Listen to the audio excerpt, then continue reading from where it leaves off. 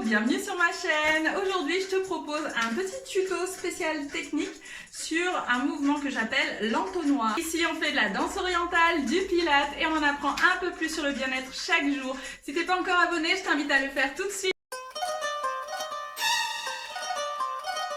L'entonnoir, c'est un mouvement qui, pour moi, c'est pas du tout une appellation acceptée par tout le monde, hein. C'est ma façon à moi d'en parler, mais en gros, c'est quand tu fais un cercle qui commence en haut, finit en bas, commence en bas, finit en haut. Et en gros, c'est comme si on était dans un gros cylindre, un entonnoir, et que notre cercle circule de haut en bas, tout simplement. Donc entonnoir, cylindre, bon, j'ai peut-être pas le bon terme, mais c'est pas grave.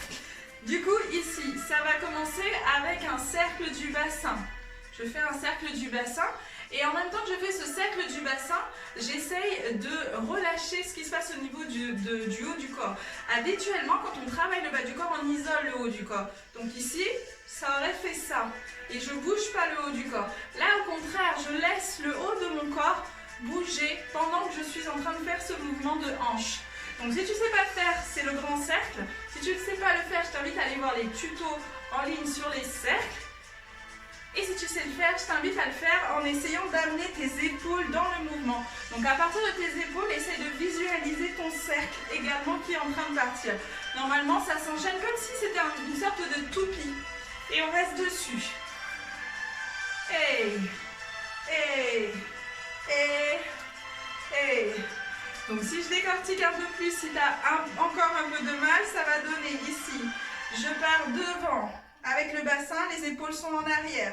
Je pars derrière avec le bassin, les épaules sont en avant. Et je laisse tout mon corps se laisser emporter par cette vague qui est un petit peu inverse. Donc ça fait comme une espèce de 8 de sablier avec tout ton corps. D'accord? Je ne sais pas si tu visualises.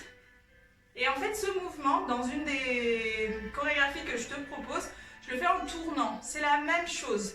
C'est-à-dire que là, il faut que tu commences déjà à pouvoir le faire sur place. Je soulève une jambe, puis l'autre, une jambe, puis l'autre, une jambe, puis l'autre. Si j'arrive à marcher, à ce moment-là, je n'ai plus qu'à orienter mes pas pour que ça me permette de tourner. C'est tout ce qu'il y a comme différence. Donc si tu arrives à gérer le poids de ton corps pendant que tu es en train de faire ce mouvement-là, tu as tout gagné. Ici, ça fait, hop, on était en train de le faire là, 1, 2, 3, 4. Progressivement, essaye de bouger ici sur une seule jambe. Si c'est suffisamment nouveau, je t'invite à le faire qu'avec un pied. Une fois que je suis à l'aise avec ce pied, je change l'autre pied. Donc je ne bouge plus que le pied opposé. Et dès que je peux, j'essaye de marcher complètement en continuant à faire ce mouvement-là. D'accord?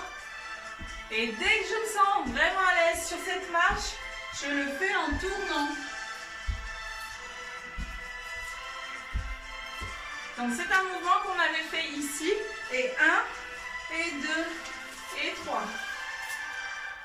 Donc là, je t'invite à t'entraîner à faire cette composition-là. Tu n'es pas obligé de rajouter les bras, mais tu peux commencer à le faire sur place et progressivement tourner. Tu n'es pas obligé non plus de le faire en un seul tour, c'est-à-dire ici 1 et 2. Ça, c'est une autre variante qui engage aussi les jambes. Moi, ce que je te propose, c'est de le faire tout simplement en tournant, sans compter le nombre de pas que tu fais. C'est très bien pour démarrer. D'accord? Si tu as envie d'apprendre la version où j'enroule le pied, tu m'écris ça en commentaire et je serai ravie de te l'indiquer.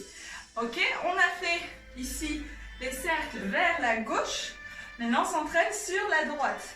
Donc, on commence avec le cercle tout simplement sur place, comme tout à l'heure, en laissant le haut du corps partir vers l'avant puis vers l'arrière, à l'opposé du bassin.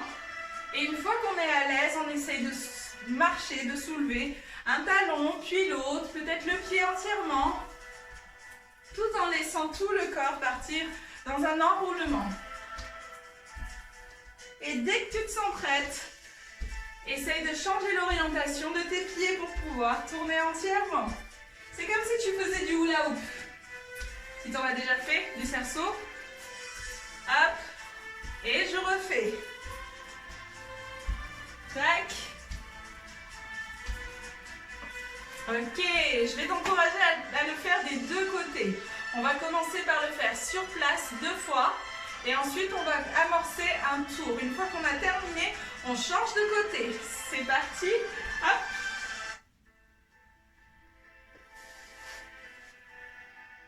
Si tu veux rajouter le bras qui part autour de la tête, tu peux. Et un cercle. 2 cercles. Tourne. 2, 3, 4, 5, 6, 7, 8. Dans l'autre sens, sur place. 2, 3, 4. Et je tourne. 1, 2, 3, 4, 5, 6, 7, 8. Encore à gauche. 2, 3, 4. Et tourne.